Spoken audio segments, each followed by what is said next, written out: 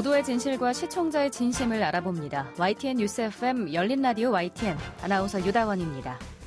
바로 어제죠. 이 정부 여당의 공공의대 설립 등을 둘러싼 의정 갈등이 양측 간 합의에 의해 일단 봉합됐습니다.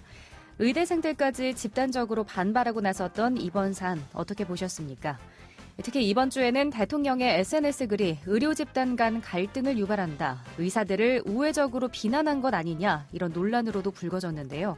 SNS상에는 이를 둘러싼 수만 개 댓글이 달리기도 했습니다. 이번 한 주에 미디어가 전하는 진실을 들여다보는 코너죠. 미디어 비평에서 자세히 살펴보겠습니다. 9월 5일 토요일 순서 지금 시작합니다.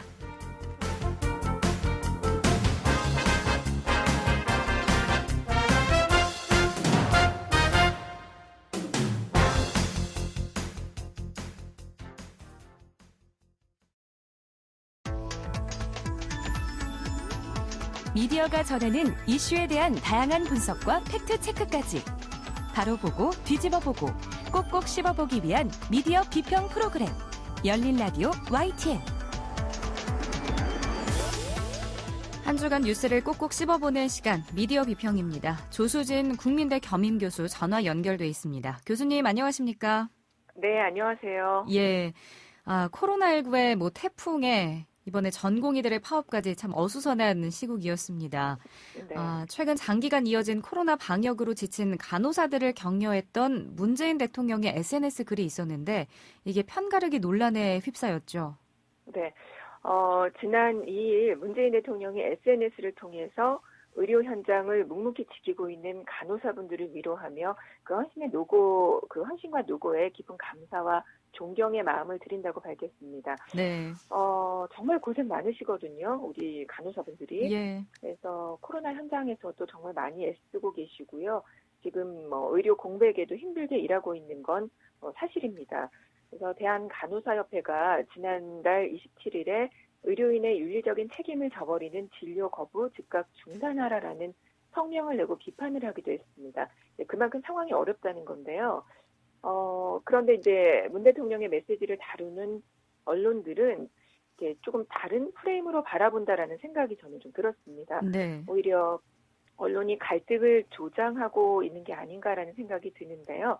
지난 2일 중앙일보 보도입니다. 파업 의사에는 유감이랬던 문, 코로나 헌신은 간호사의 노력이라는 제목을 붙였고요. 전공의와 간호사의 모습을 대조하는 방식으로 메시지를 냈다고 평합니다. 또 다른 기사입니다. 간호사 지켜 세운 문에 의사들 이간질 시작됐다 부글부글이라는 예. 그런 제목입니다. 또 한국경제도 문 코로나19에 힘든 의료진은 간호사 통합당 갈라치기 이렇게 이제 또 따옴표를 붙여서 기사를 냈고요. 매일경제는 문 대통령 간호사 격려 메시지 논란 아이유 팬들까지 발끈이라는 제목의 기사를 냈습니다. 이 문 대통령의 메시지에 가수 아이유가 그 간호사협회에 아이스 조끼를 기부한 것을 언급을 했는데요. 네. 이에 대해서 정치적으로 이용한다라는 그런 내용이고요. 또 동아일보 역시 문 대통령의 의사 짐떠 맡은 간호사 SNS 편가르기 논란, 또 그 다음 날에도 역시 비슷한 제목의 기사는 계속됐습니다. 고민정 문 대통령 편가르기, 손 내밀었는데 화내는 형국 이런 제목이었고요. 근데 이제 세계일보가 같은 날 문 대통령 간호사들 곁에 항상 국민이 있다는 사실 잊지 말아달라라는 제목으로 조금 다르게 기사를 썼는데 이렇게 사실 자체를 다룬 것과는 조금 다른 기사들이 굉장히 많았습니다. 예. 국민의힘 등 정치권에서도 화합해도 모자랄 마당에 대통령이 의사와 간호사를 편갈라서 갈등과 분열을 일으키고 있다라는 목소리가 나왔거든요. 특히 네. 대통령 메시지 중에서 이 부분이 논란의 중심이었습니다. 잠시 좀 읽어볼게요. 전공의 등 의사들이 떠난 현장을 묵묵히 지키고 있는 간호사들, 또 코로나19와 장시간 사투를 벌이며 힘들고 어려울 텐데 파업하는 의사들의 짐까지 떠맡아야 하는 상황이니 라는 부분이었습니다. 이게 간호사들을 격려하는 취지는 좋지만 공공의대 설립과 의대 정원 확대를 놓고 의사들의 휴진과 전공의 파업이 이어지는 상황에서 굳이 이런 내용을 간호사들 내용을 넣었어야 했나 이런 지적도 일었거든요. 이거 어떻게 봐야 될까요? 네. 물론 이제 이번 메시지가 청와대가 밝힌 대로 의도 자체는 좋았으나 이렇게 말씀하신 그런 몇몇 표현들이 오해의 소지가 될 수 있는 지점도 있지만 일부 언론이 더 확대해서 보도하는 게 아닌가 하는 생각이 듭니다. 네. 그러니까 오히려 언론이 조금 편가르기를 더 조장하고 있는 것은 아닌가 하는 생각이 드는데요.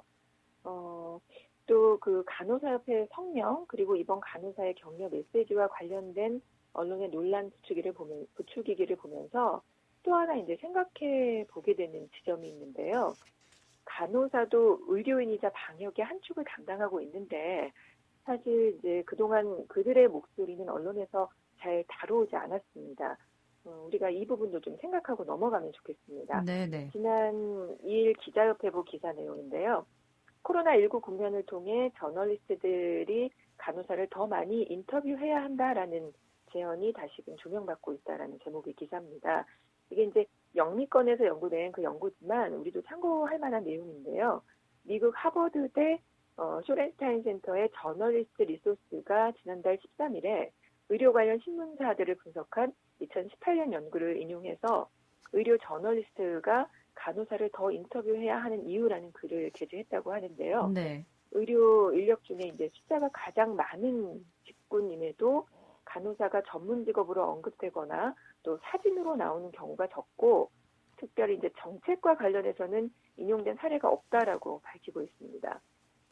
국내에서도 역시 그 간호사에 대한 조명이 적은 것으로 나타나고 있는데요. 그 언론진흥재단의 비하인드 조사 결과 올해 1월 1일부터 8월 30일까지 총 54개 신문 방송사 뉴스에서 간호사 멘트 등을 통해 직접 인용된 정보원으로 등장한 비율이 6.05%, 그러니까 16,458건 중에 996건에 불과했다고 합니다. 예. 굉장히 적죠. 그렇네요. 네. 네, 또 포털에서도 마찬가지고요. 그 기자협회부가 조사한 걸 보면 실제 포털 네이버에서 코로나19가 국내에서 처음 발발한 1월 20일부터 그 최근인 8월 30일까지 검색어 코로나와 함께 간호사가 거론된 기사 수는요. 45,832건이었지만 의사나 교수가 함께 언급된 경우는 각각 17만 7,137건으로 그 16만 건 이상 압도적인 차이가 났습니다. 예. 그러니까 최근에 코로나19 국면을 거치면서 간호사들을 다룬 보도는 그나마 조금 눈에 띄기는 한 상황인데요. 이거는 이제 코로나19 전공이 파업이라는 특수한 국면하에서 나타난 현상인 거고요. 네. 확실히 좀 우리나라에서도 많이 다루지 않고 있습니다. 그렇네요. 뉴스나 네. 포털에서 의료 사안을 인터뷰할 때 간호사를 취재하거나 언급한 보도 자체가 상당히 적다 이런 말씀이시고 실제 네. 이제 수치로도 확인이 그렇게 되고 있는 것 같습니다. 네. 이게 간호사들이 의료 영역에서는 소수이자 약자이기 때문에 그렇지 않았나라는 생각도 들고요. 네, 다행히 어제입니다. 정부 여당과 의사협회가 의대 정원 확대 같은 쟁점 사안에 대해서 코로나 이후로 논의하기로 합의를 했습니다. 정부나 의사협회 모두 지금 위중한 코로나 방역이나 곱지 않은 여론을 의식한 탓이 아닌가 싶거든요. 이번 의사들의 집단 행동과 관련된 보도도 한번 좀 짚어주시죠. 이번 그 의사들의 진료 거부 같은 집단 행동과 관련한 언론 보도를 보면서 저는 이제 언론이 그냥 구경꾼에 지나지 않았는지 이런 생각이 들었어요. 그러니까 정작 본질은 놓치고 정치적인 비판에만 몰두하지 않았는지 좀 묻고 싶습니다. 이런 집단적인 행동이 있을 때는 갈등의 쟁점이 무엇이고 또 왜 이런 갈등이 불거지게 됐는지 또 이번 같은 경우는 정부와 의협 양쪽의 입장 차이는 무엇인지 등을 보도하고 감시하는 역할을 사실 언론이 해줘야 하는데요. 네네. 특히 이제 공공의료를 확충하고 의사수를 늘리는 것은 국민의 생명과 관련된 일이지 않습니까? 네. 이제 이런 그냥 이렇게 본질이 놓친 그런 보도가 많았고 또 의사 파업을 다루는 언론 보도를 보면은요, 단순 정보 전달에만 그치거나 심지어는 정치인이나 패널들의 SNS 글을 그대로 퍼와서 정치 쟁점화하는 경우가 상당히 많았다고 생각이 됩니다. 예. 그 언론의 기능 가운데 상관 조정 기능이라는 게 있는데요. 문제를 해석하고 대안을 제시해준다는 건데 이런 모습은 역시 찾아보기 힘들었습니다. 특히 의대생들의 단톡방에 돌고 있는 그 근거 없는 내용들을 퍼다가 기사로 내고 오보라며 사과문을 내기도 했는데 뭐 그마저도 제대로 된 사과문이라고 보기 어려운 경우도 있었습니다. 예. 그러니까 언론이 이번 사안의 뭐 본질보다는 정치적인 비판에 좀 그쳤다라고 이야기를 해 주셨습니다. 네. 이번 의사들 집단 행동 가운데 또 의대생들이 의사 국가고시를 거부하는 사태도 있었는데요. 결국 네네. 9월 1일에 예정됐던 의사 국가고시가 일주일 연기됐습니다. 근데 이 와중에 네. 조국 전 장관의 딸이죠. 조민 씨 관련 내용이 또 보도가 되기도 했어요. 이거 무슨 내용인가요? 예, 조선일보 8월 28일자인데요. 조민 세브란스 병원 피부과 찾아가 조국 딸이다. 의사고시 후 여기서 인턴하고 싶다. 뭐 이런 내용의 기사였는데요. 예. 이게 이제 이 기사는 2차 취재원의 증언만을 토대로 작성됐고요. 뭐뭐라고 하더라. 뭐 이런 식의 들은 내용을 가지고 기사를 쓴 거죠. 또 조 전 장관 측에서 오보라며 강력 대응하자 다음날 바로 사과문을 내기도 했습니다. 네. 이에 대해서 이제 조국 전 장관 측은 지난 2일에 4억 원의 손해배상 청구 소송을 냈습니다. 또 조선일보는 또 지난달 20일에도요 단독이라는 이름을 내고 의대생 91%가 거부한 의사고시 조민은 시험 본다라는 기사를 게재하기도 했습니다. 뭐 이번 이 의사 파업 사태에서도 네. 이른바 이제 기승전 조국인가 이런 생각이 들게 했고요. 취재 윤리의 핵심이 사실관계 확인인데 이것도 제대로 지켜졌나 평가해봐야 할 것 같습니다. 예, 그렇네요. 이 의사 파업과 관련해서 이 YTN도 단독으로 기사를 냈는데 주목을 받았습니다. YTN이 네. 지난 2일에 단독 이제 서울대 의대 교수들 박근혜 정부 때는 공공의대 연간 700명 운용 제한이라는 기사를 냈더라고요. 네, 공공의대 증원에 대한 대립이 첨예한 가운데 이제 여러 자료들을 예전 자료들까지 찾아서 비교해서 해석하는 점들이 좀 좋았고요. 예. 그 메르스 사태로 홍역을 치렀던 지난 2015년 박근혜 정부 당시 보건복지부가 서울대 산학협력단에 의뢰한 용역 보고서를 입수해서 보도한 겁니다. 서울대병원을 비롯한 주요 대학 의사들이 정부 의료 정책에 반대하면서 벌이고 있는 이번 집단 행동과 비교될 수밖에 없죠. 이 기사가 나가고 많은 언론에서도 이 소식을 다뤘습니다. 이데일리 기사에서 박은 맞고 무는 틀리다. 서울대 의대 과거 공공의대 제안이라는 제목이었고요. 예. 또 의학신문에서도 기사가 났는데요. 서울의대 공공의대 찬성하다 말 바꿨다 등의 기사들이 이어졌습니다. 네. 뭐 정부와 의사협회가 원점에서 쟁점 사안에 대한 논의를 다시 시작하기로 했다니까 이 점은 다행인데 네. 이번처럼 뭐 정책 추진을 둘러싼 갈등을 다루는 언론의 역할은 어떻게 정리를 해보면 좋을까요? 네, 언론이 그 사회 갈등의 사안에 대해서 대립된 입장을 이제 그대로 전달만 하고 요즘에 심지어는 SNS를 복붙하는, 그러니까 그대로 갖다가 기사를 쓰는 거죠. 예. 그런 기사들, 또 오히려 이제 언론이 편가르기를 부추기는 기사를 내는 경우들이 있는데요. 특별히 이번 사안은 국민의 생명과도 직결된 문제거든요. 그래서 언론이 정말 이 갈등의 본질이 뭔지를 분석하고 대안을 제시하는 역할을 해줬으면 어땠을까, 좀 이런 아쉬움이 있습니다. 전통적으로 방송에서요, 사운드 바이트라고 뉴스에서 발화자의 음성 중 중요한 부분만 따서내는 거, 요거 말하는데요. 이게 이제 점점 짧아지면서 갈등의 소지가 되는 부분들이 편집돼서 논란이 되는 경우들이 많았었죠. 예. 이거는 뭐 지금도 방송에서 계속 되는 사안이긴 한데요. 그런데 최근에는 최근 보도에서 나타나는 또 새로운 현상은 아까도 말씀드렸지만 특정인들의 SNS가 그냥 다 그대로 기사 하나가 되는 경우도 굉장히 많아졌습니다. 네. 그래서 이런 문제들도 조금 고민해봐야 할 문제입니다. 이 내용은 다음에 또 자세히 좀 다뤄보겠습니다. 네. 그러니까 사안의 본질을 분석하고 대안을 제시하는 언론의 역할이 중요하다라고 짚어주셨습니다. 네, 교수님 오늘 말씀 여기까지 듣겠습니다. 고맙습니다. 네, 감사합니다. 네, 지금까지 조수진 국민대 겸임교수였습니다. 진실을 전합니다. 진심을 다합니다. 시청자 여러분의 목소리에 귀 기울이는 YTN 뉴스 FM, 열린 라디오 YTN. 토요일 저녁 8시 20분에 방송됩니다.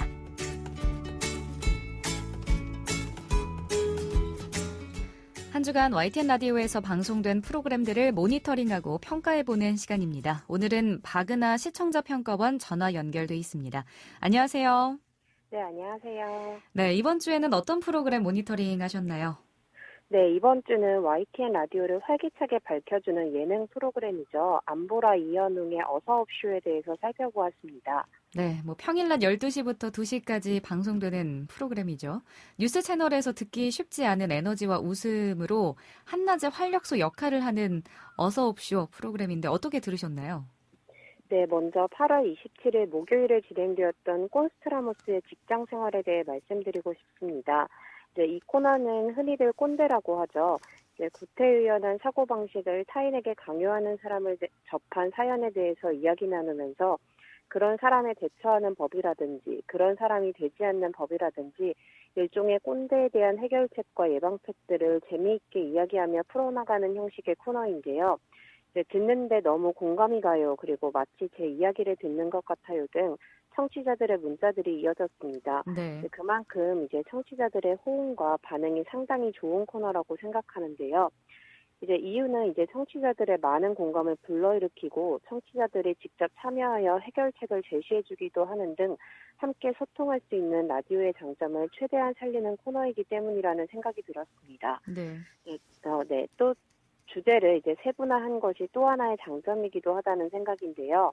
단순히 나 때를 말이야라고 해서 소통하지 못하는 일종의 꼰대들의 이야기를 특별한 형식 없이 자유롭게 이야기하는 것도 좋지만 이렇게 직장생활이라든지 분야를 나누어서 어느 상황, 어느 공간에서의 꼰대 이야기를 나눈다는 설정도 중점적으로 더 다양한 주제들을 이야기할 수 있었다는 측면에서 청취자들의 호응을 더 이끌어내지 않았을까 싶습니다. 예, 그러니까 폭넓은 청취층 또 많은 청취자들의 공감을 이끌어냈다 이런 말씀이신 거죠? 네, 그렇습니다. 안보라 이현웅의 어서옵쇼의 경우 보도 채널 YTN 라디오에서 야심차게 준비한 예능 프로그램인 만큼 여러 가지 시도를 하고 또 사회의 트렌드를 읽으려는 노력을 여러 방면에서 하고 있다는 느낌을 받았습니다. 네. 네, 다음날 28일 방영된 그 K-트로트 퀸쇼를 보면 이날은 외국인 트로트 가수 독일 대표 로미나 그리고 미국 대표 마리아 씨를 모시고 코너를 진행했는데요. 요즘 절대 빼놓을 수 없는 열풍의 주역인 트로트와 사회에서 여성의 움직임에 포커스를 맞췄다는 점에서 시대의 흐름을 읽으려고 한 노력이 돋보였습니다. 또한 트로트와 글로벌을 함께 어울러 글로벌 트로트 가수를 모시고 진행하였다는 점에서 의미 있는 섭외였다는 생각입니다. 트로트를 하는 외국인은 익숙하지 않았다는 점이 청취자들의 호기심을 자극하는 동기가 되었다고 생각하고요. 네, 단순히 재미 그런 요소뿐만 아니라 여러 가지 측면에서 사회적으로 의미 있는 시도를 했다라고 평가를 좀 해주셨습니다. 네, 그렇습니다. 새롭게 시작된 YTN 라디오 예능 프로그램인 만큼 다양한 코너들을 선보이고자 많은 시도들을 하는 것이 긍정적으로 평가되지만 조금 아쉬운 점이 있다면 코너의 변동이 너무 잦다는 생각인데요. 신설되고 사라지는 코너가 많다 보니까 청취자로서 다소 혼란스러운 부분이 있을 것 같습니다. 재밌었던 코너를 듣기 위해 요일과 시간을 맞추었지만 다른 코너가 진행되기도 해서 아쉬웠습니다. 네, 그러니까 아마 이런 부분은 제작진이 계속해서 프로그램의 단추를 좀 끼워나가는 과정이지 않을까 생각이 들고요. 마지막으로 덧붙여 주실 말 있을까요? 네, 마지막으로 24일 월요일에 진행되었던 닥터 프렌즈 코너에 대해서 말씀드리고 싶은데요. 이 코너는 전문의들을 모시고 해당 질병에 대해 이야기 나눈 코너입니다. 이날은 갑상선 기능 저하증과 항진증에 대해 이야기를 나누었는데요. 좋은 정보이긴 했지만 앞서 방송되는 생활정보 프로그램과 별반 다르지 않아 보였습니다. 예, 알겠습니다. 오늘은 안보라 이현웅의 어서옵쇼에 대한 시청자 평가원의 의견 들어봤습니다. 오늘 말씀 고맙습니다. 네, 고맙습니다. 지금까지 박은하 시청자 평가원이었습니다.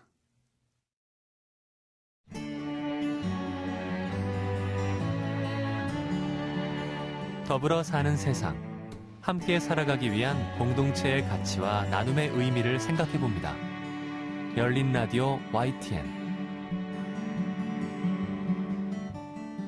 더욱 강화된 사회적 거리두기 2.5단계로 식당과 카페가 문을 닫고 많은 직장들이 재택근무를 권장하면서 언택트, 즉 비대면이 일상화됐습니다. 오늘은 이런 언택트 시대를 지탱해주는 필수 노동자들의 이야기를 해보겠습니다. 연속기획 안전은 권리입니다. 이 팬데믹 시대 필수 노동자의 안전, 가톨릭대 사회학과 신희주 교수와 말씀 나눠보겠습니다. 교수님 안녕하세요. 안녕하세요. 네, 반갑습니다. 네. 코로나19라는 전 세계적 감염병 시대, 이른바 팬데믹이 우리 사회 패러다임을 정말 많이 바꿨습니다. 근데 특히나 노동자 그룹에도 변화를 줬다고요? 네, 코로나19로 인해서 노동시장도 변화하고 있는데요. 전 세계적으로. 코로나19로 인한 충격의 유형에 따라서 이제 노동자들도 새롭게 분류가 되고 있어요. 우선 원격 근무가 가능하고 이제 소득 감소도 없이 코로나로 인해서 크게 영향을 받지 않는 노동자 그룹들이 있는가 하면 이번 사태로 이제 무급휴가나 실직 상황에 몰린 노동자들도 있고요. 또 감염병이 확산되는 상황에서도 일을 계속해야 되는, 그러니까 우리 사회의 필수적인 일을 수행하는 필수 노동자들로 분류되는 사람들이 있습니다. 네. 특히 이 필수 노동자들은 이제 공공 서비스, 보건 의료, 돌봄, 배달, 운수 업무 같은 이제 업무들처럼 이들이 일을 멈추면 우리 사회가 전체적으로 멈출 수밖에 없는 그런 일을 하는 사람들이기 때문에 최근 우리 사회가 큰 관심을 갖게 됐죠. 네. 혹시 이번 코로나19 사태 이후로 확실히 이런 그 노동자들의 업무량도 좀 증가했나요? 사회적 거리두기 때문에 우리 사회가 비대면 활동들이 늘어났고요. 예. 배달 물량 같은 것도 엄청나게 늘어났고, 다른 종류의 아까 말씀드렸던 필수 노동자들의 업무들이 엄청나게 이제 폭증을 한 상태라고 할 수도 있습니다. 예. 그래서 그런지 지금 그 말씀하신 필수 노동자들이 특히나 배달업, 택배업은 창사 이래 가장 화랑을 맞았다고 합니다.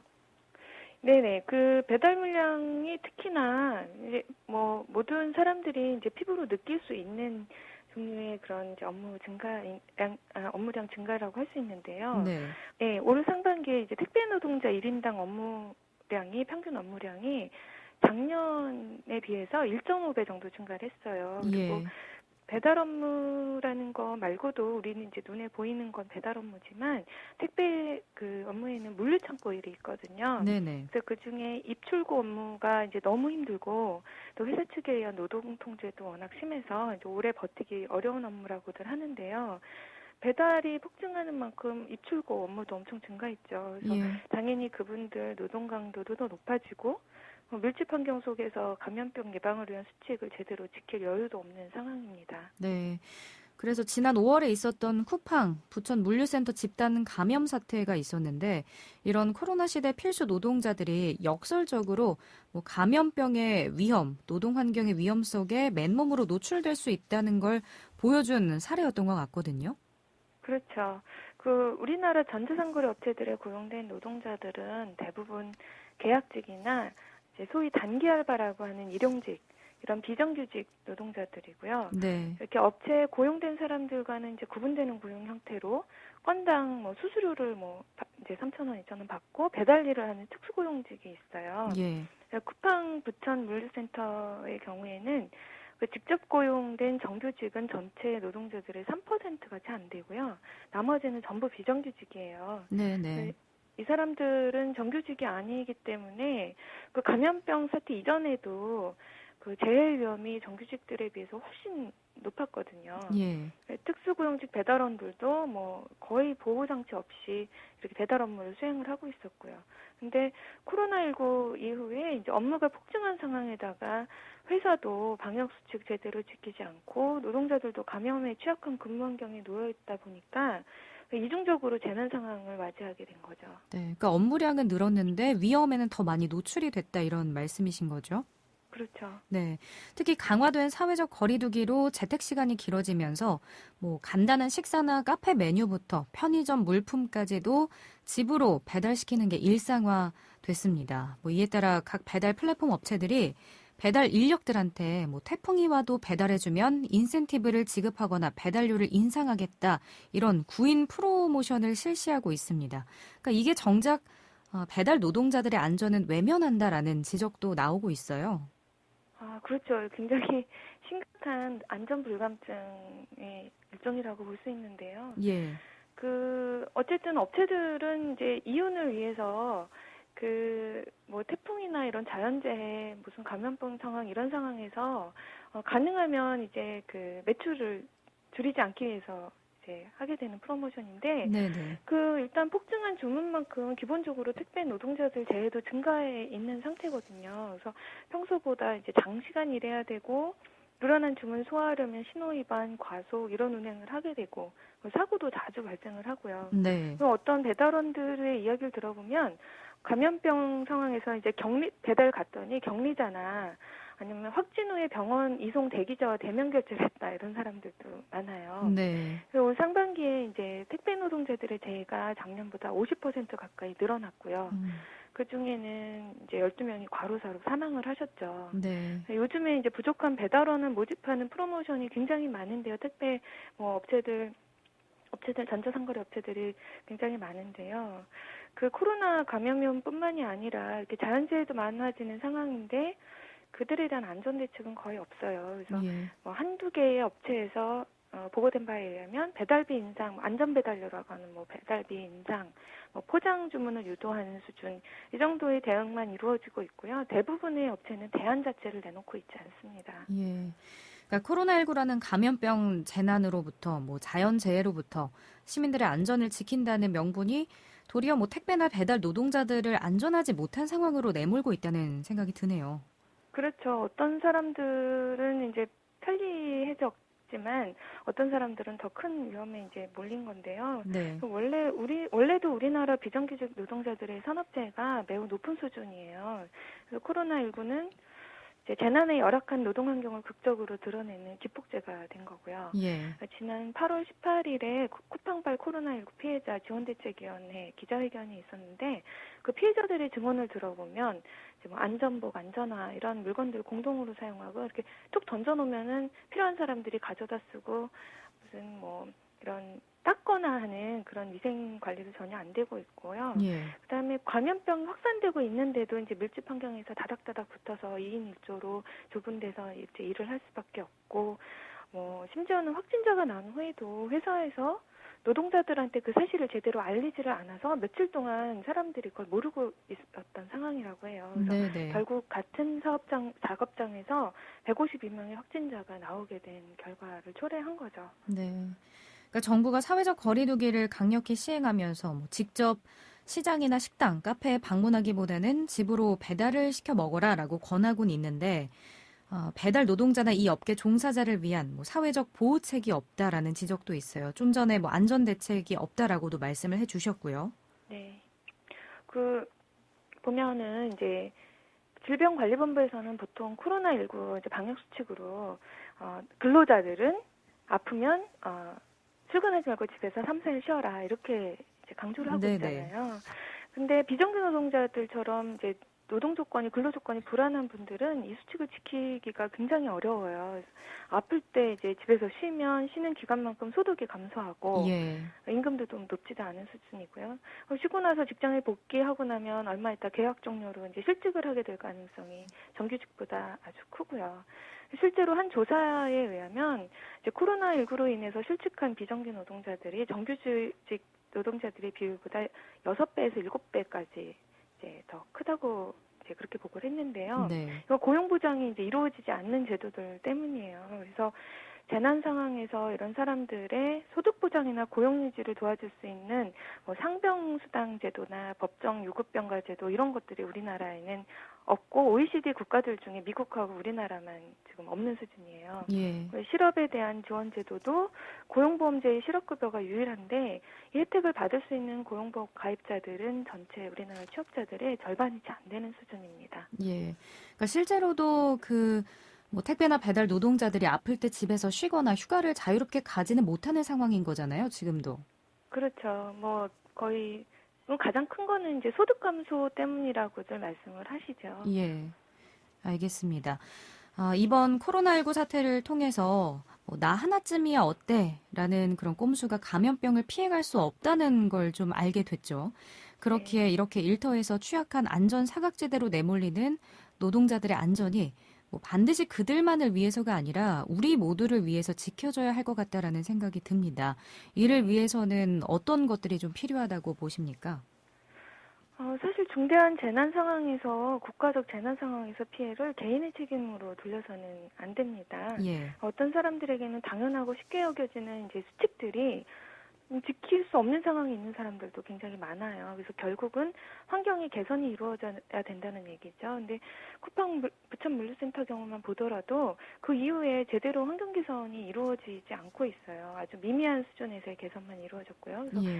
사용자들이 노동자들의 건강권을 좀 보편적이고 필수적인 권리로 인정해야 합니다. 그리고 정부 차원에서의 노력도 필요한데 앞서 얘기했던 상병휴가나 유급휴가제도, 그다음에 사각지대 없는 고용보험제도 이런 게 전면적으로 실시가 돼야 되고요. 감염병에 대비한 그 다양한 노동보호 대책이 마련이 돼야 되는데요.